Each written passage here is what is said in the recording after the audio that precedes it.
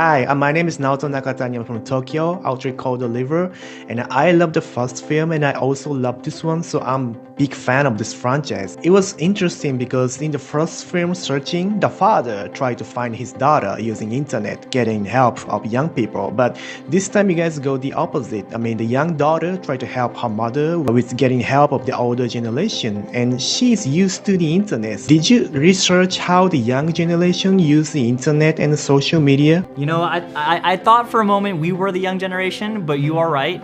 We are not. And honestly, we do.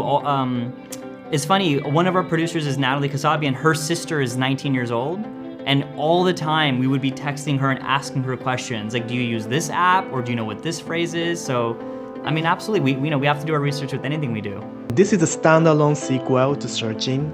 And do you say that they are in the same world, including Anish, your run? Searching and Missing are definitely in the same world. And if you look closely, you might be able to connect Run as well as a bunch of our other projects to the same world if you pause these movies, because there's so many Easter eggs in a movie like Searching and in a movie like Missing that if you just look a little closely and read some news headers or some text messages or whatnot, you'll be able to make connections to a lot of things. Wow, how do you say it? Chaganti universe? Yeah, well, we say thank you. No, but we say the Searching Cinematic Universe is SCU. The SCU, yeah. Well, thank you. And Mr. Chaganti, I remember you saying when the Searching is coming out that so many stories about the dark side of the internet has been told. So it is important to tell the positive side of it. And this film also shows how we connect with people online. And have your thoughts become stronger after the COVID pandemic?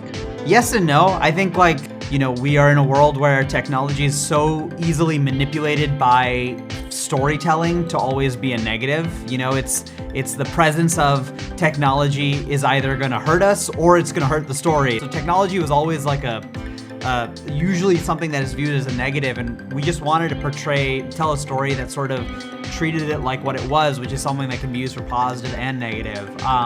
It's funny, it's like you don't even need to approach the story in any specific way to convey that. It's just telling the truth, and just by opening up iMessage and having something sweet being said already conveys that. So we were just telling the story the way that we all try to live our lives today, and I think the fact that you can extrapolate that theme from it just shows that it's already there for the taking. And just to add to that, with Searching, which came out in 2018, the experience of watching that film, you're watching characters using FaceTime or Skype or whatever to communicate in the course of the narrative of that movie.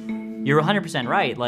Starting in 2020, all of us were almost living out the events of Searching, because suddenly we were all on Zoom, we were on Skype, we were FaceTiming. The only way you could even connect with your daughter if your daughter lived somewhere else was to FaceTime her. So it was eerie to see all of that come to light. I mean, the other sad thing is when we made Searching, we had a plot point where a character had a memorial service that was live streamed.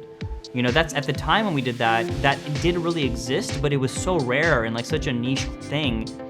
Unfortunately, as we all know, during the pandemic, that became a real thing, that it was becoming common and everything. So to your point, technology does, serve a story, serve a purpose in the story of Searching, but we all kind of ended up ourselves kind of experiencing parts of that story as well.